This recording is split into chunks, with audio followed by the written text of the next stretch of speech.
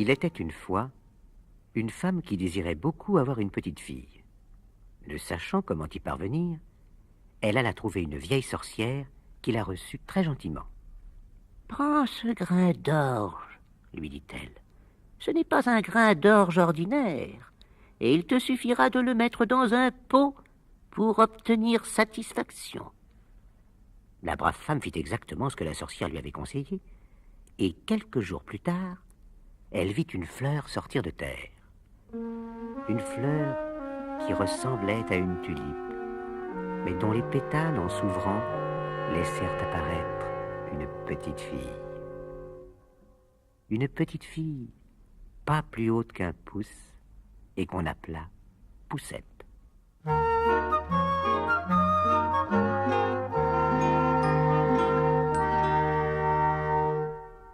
Tout le jour, la petite fille jouait sur la table où la femme l'avait placée pour l'avoir devant elle, et la nuit, elle dormait dans une coque de noix.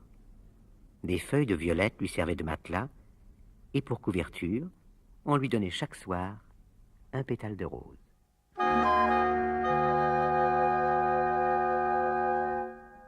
Or, voilà qu'une nuit, alors que la petite fille dormait, un énorme crapaud entra dans la chambre.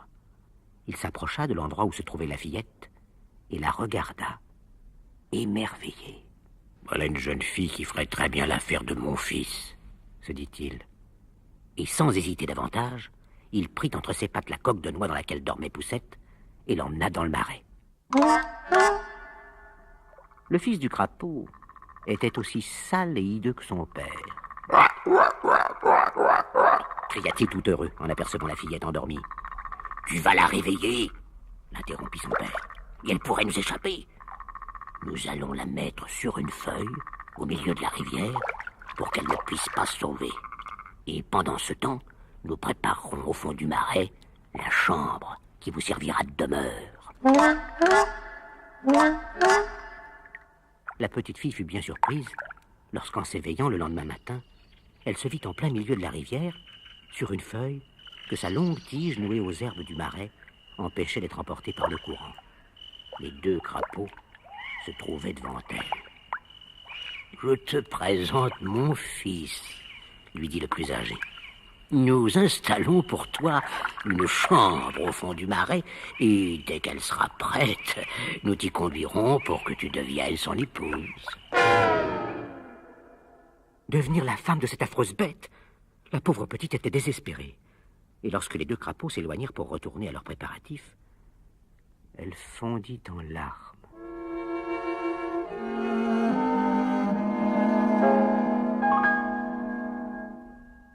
Il y avait à proximité de la feuille des petits poissons qui nageaient et un papillon qui volait.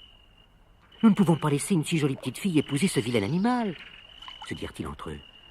Sans perdre de temps, ils s'assemblèrent autour de la tige, la coupèrent avec leurs dents, et la feuille s'en alla emportée par le courant.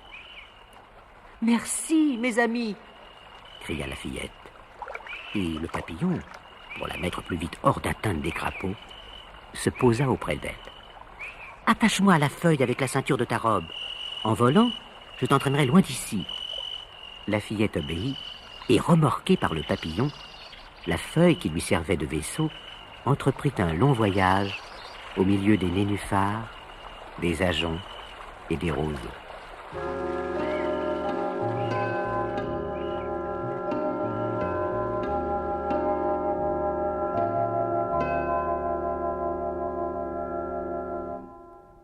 Il y avait un moment que la petite fille naviguait sur la rivière, lorsqu'un hanneton qui passait l'aperçut. « Cette étrangère est bien belle, » se dit-il. « J'en ferai volontiers ma compagne. » Et s'approchant de la fillette, il la prit délicatement entre ses pattes et l'emporta dans un arbre. La petite Poussette avait eu très peur lorsqu'elle s'était vue entre les pattes du hanneton.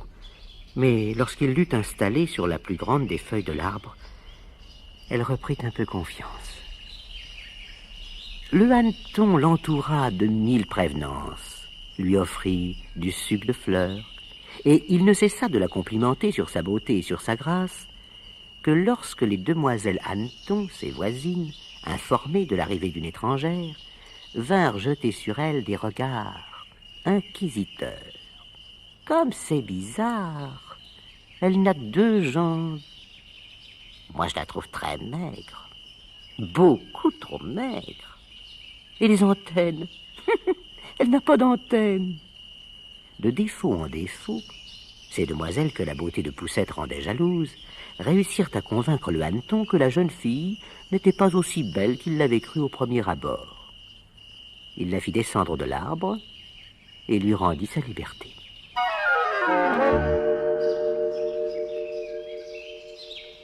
Durant tout l'été, Poussette vécut dans la forêt en compagnie des oiseaux. Elle couchait dans leur nid, se nourrissait du sucre des fleurs et buvait la rosée du matin. Bientôt, ce fut l'automne. Et quelques mois plus tard, l'hiver. Les oiseaux s'enfuirent vers des pays plus chauds. Les fleurs se flétrirent. Et lorsque la neige arriva, la fillette se rendit compte qu'il lui fallait trouver un abri pour ne pas mourir de froid.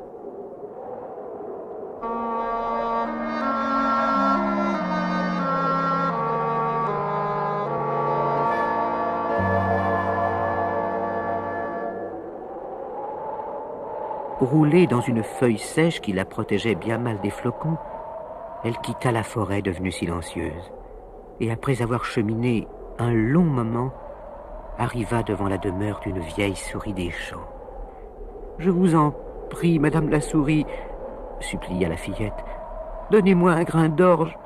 Je n'ai rien mangé depuis plus de 2 jours. » La souris avait très bon cœur. Elle fit entrer la petite Poussette dans une chambre bien chaude. Il s'y trouvait plus de nourriture qu'il n'en fallait pour tout l'hiver.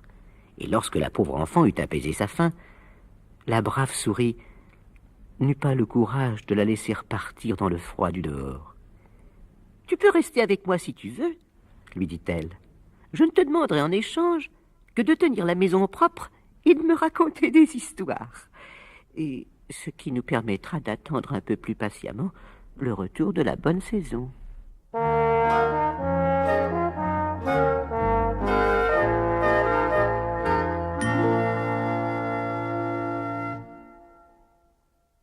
La souris des champs avait l'habitude de recevoir 1 fois par semaine la visite d'un voisin qui la fréquentait depuis des années. C'était une taupe à la belle pelisse de velours noir qui possédait de grandes richesses et une demeure si vaste qu'il était difficile d'en dénombrer les pièces. Dès sa première visite, la taupe fut enthousiasmée par la gentillesse de Poussette. La fillette lui avait parlé avec tellement de grâce des fleurs et du soleil que la pauvre bête, qui ne les voyait jamais, avait décidé de demander sa main. Seulement, la taupe était prudente. Avant de s'engager, elle désirait mieux connaître la fillette et, dans ce but, elle proposa à ses voisines de venir visiter sa demeure le lendemain. « Je viendrai vous chercher, » leur précisa-t-elle, « car nous emprunterons l'allée souterraine que je viens de creuser entre nos 2 demeures. Elle passe tout près d'un oiseau mort et je ne voudrais pas que vous soyez effrayés. » Le lendemain, ce fut en tenant entre ses dents un morceau de bois brillant de phosphore que la taupe guida ses voisines à travers le souterrain. Arrivée près de l'oiseau mort, elle enleva avec son museau un peu de la terre du plafond pour laisser entrer la lumière du jour. C'était une hirondelle qui gisait dans le corridor. « Quel malheur de naître oiseau !» soupira la vieille souris. « Ces créatures n'ont pour toute fortune que leur « qui vite, qui vite !» Et l'hiver, elles meurent de faim. « Ou de froid !» ajouta la taupe. Mais Poussette, elle, ne dit rien. Elle se souvenait du plaisir qu'elle avait éprouvé en entendant les oiseaux chanter pendant l'été. Et lorsque les 2 autres se furent éloignés, elle se pencha sur l'hirondelle pour lui donner un baiser. Poussette ne parvenait pas à trouver le sommeil ce soir-là. La pensée de l'hirondelle morte ne la quittait plus. Comme elle doit avoir froid dans ce trou noir, se disait-elle. Et comme le sommeil continuait à la fuir, Elle se leva, entreprit de tisser un joli tapis de foin et s'engagea dans l'allée souterraine pour aller le mettre sur l'hirondelle. « C'est pour te remercier d'avoir chanté cet été, dit Poussette à l'hirondelle, après l'avoir couverte. Et, avant de s'en aller, elle se pencha sur elle pour l'embrasser une dernière fois. La surprise de la fillette fut sans borne lorsque, penchée sur l'hirondelle, elle entendit dans sa poitrine un léger battement. Elle n'était pas morte. Le froid l'avait seulement engourdie et la chaleur, lentement, la ramenait à la vie. La fillette, tout de suite, comprit qu'il fallait donner le maximum de chaleur à la pauvre hirondelle. Et ce ne fut qu'après l'avoir enveloppée de feuilles et de brins de coton qu'elle retourna se coucher. Lorsque la nuit suivante, en cachette de la vieille souris, la fillette se rendit au chevet de la malade, ce fut pour la trouver en bien meilleure santé. La chaleur lui avait rendu un peu de ses forces et elle pouvait parler. « Je vous remercie, dit-elle à la fillette. Je vous remercie de ce que vous avez fait pour moi. Bientôt j'aurai retrouvé mes forces et je pourrai m'envoler. »« Vous n'y pensez pas, répondit Poussette. Il fait froid dehors. La terre est recouverte de neige. Vous serez obligé de rester ici jusqu'à la bonne saison. Mais ne vous inquiétez pas. Je prendrai soin de vous et lorsque le printemps reviendra, vous serez complètement rétabli. » Durant tout l'hiver, sans rien dire à la souris et à la taupe, Poussette soigna l'hirondelle avec la plus grande affection. L'oiseau lui raconta comment, à cause d'une blessure, il n'avait pas pu suivre ses semblables à l'automne lorsqu'ils étaient partis pour des pays plus chauds. Le froid l'avait fait tomber à terre comme mort, et le socle d'une charrue, en remuant le sol, l'avait sans doute enseveli. Enfin, après les mois d'hiver, le printemps arriva et le soleil recommença à réchauffer la terre. Poussette agrandit le trou qu'avait fait la taupe pour leur montrer l'oiseau, et l'hirondelle s'apprêta à prendre son envol. « Veux-tu venir avec moi ?» proposa-t-elle à la fillette. « La vieille souris aurait trop de peine si je l'abandonnais. Elle a été très gentille avec moi. »« Adieu, alors, » lui répondit l'hirondelle, et elle monta tout droit dans le ciel en saluant la fillette de « Kivit, kivit » retentissant. Le chagrin de Poussette fut d'autant plus grand de ne plus avoir son amie avec elle qu'à quelques jours de là, la vieille souris lui annonça que la taupe avait demandé sa main. « C'est un parti magnifique pour toi. La taupe est très riche, et si tu refusais de devenir sa femme, il me semble que j'en aurais beaucoup de peine. » Poussette ne voulait faire aucune peine à la vieille souris qui lui avait sauvé la vie. Et où serait-elle allée toute seule, dans ce monde immense où elle ne connaissait personne? Comme une jeune fille ne pouvait pas se marier sans trousseau, durant tout le printemps et durant tout l'été, Poussette et son amie filèrent, en compagnie de 3 araignées que la souris avait engagées à la journée. Le mariage avait été fixé à l'automne, et lorsque le jour des noces arriva, la taupe vint chercher la jeune fille pour la conduire dans sa demeure souterraine. « Laissez-moi une dernière fois regarder la lumière du jour, » supplia la fillette, et elle sortit devant la porte. C'était la perspective de vivre sous terre qui attristait le plus la jeune fille. La taupe, en effet, ne pouvant supporter la clarté, il lui faudrait désormais rester avec elle dans l'obscurité souterraine. « Adieu, beau soleil !» s'écria Poussette en tendant les bras vers le ciel. Puis, ayant fait quelques pas, elle s'arrêta devant une fleur rouge. « Adieu à toi aussi, petite fleur, lui dit-elle en l'embrassant. Et la gorge serrée, elle ajouta, bien triste, « Si tu vois l'hirondelle, salue-la de ma part. »« Kivit, kivit !» entendit crier la fillette au-dessus d'elle au même instant. C'était l'hirondelle. Avec des grands signes de joie, elle vint se poser auprès de Poussette, qui en larmes lui raconta ses malheurs. « Il ne faut pas accepter d'épouser la taupe, » s'indigna l'hirondelle. « L'hiver arrive, je vais partir vers les pays chauds. Pourquoi ne viendrais-tu pas avec moi? Il te suffirait de monter sur mon dos et de t'y attacher avec ta ceinture. » Poussette n'aurait pas voulu abandonner la vieille souris, mais l'idée de s'enfermer sous terre avec la taupe lui était insupportable. Et elle s'installa sur le dos de l'hirondelle, qui aussitôt s'éleva vers le ciel.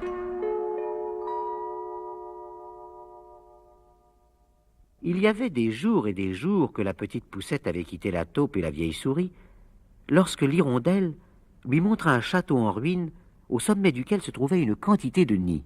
« C'est là que j'habite, » lui expliqua-t-elle, « mais pour toi, il vaut sans doute mieux que nous trouvions une fleur confortable. » Il y en avait partout au-dessous d'elle, de grandes fleurs blanches qui semblaient s'ouvrir au soleil. L'hirondelle se posa auprès de la plus belle, et Poussette descendit de son dos.